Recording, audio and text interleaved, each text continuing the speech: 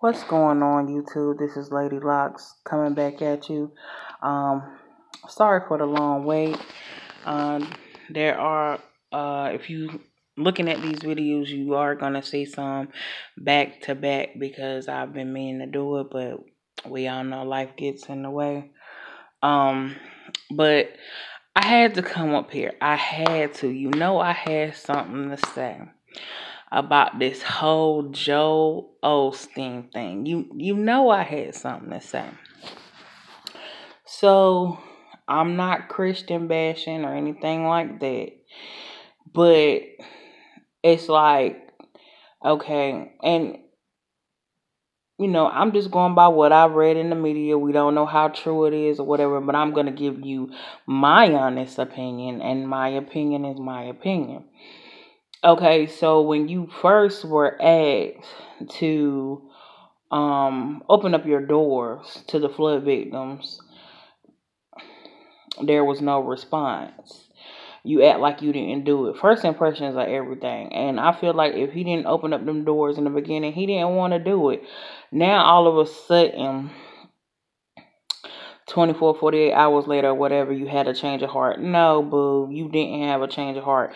What it is you was getting all that backlash in the public eye, and you want to keep up your perfect persona, and now you're opening up your doors to your church. This just goes back to say, like, we were always taught growing up in church, in the Christian lifestyle, we are supposed to treat others the way that we want to be treated. And, our pastors are our leaders. They're the ones that's supposed to lead us to righteousness and to,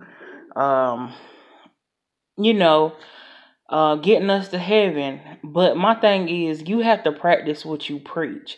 You're preaching about my soul, about me getting to heaven, me walking that straight and narrow righteous path, when you have to be doing the same thing. And of course, at the end of the day, Joe Osteen is a man just like me or you. He's a human being, and he makes mistakes, and he's not perfect, but you're supposed to be a man of God. So it shouldn't have been no ifs, ands, or buts on you opening up your doors to the flood victims, because this is a natural disaster that has happened, and it's something that they couldn't help. It ain't like, oh, they did something for this to happen. So that's what I'm talking about. People give all their money to these churches, and oh, I believe, and all this type of stuff, when he not even willing to open up his church doors in your time of need, when these people have obviously been flooded out and they don't have anywhere to go. So this is what I'm talking about. Just another prime example why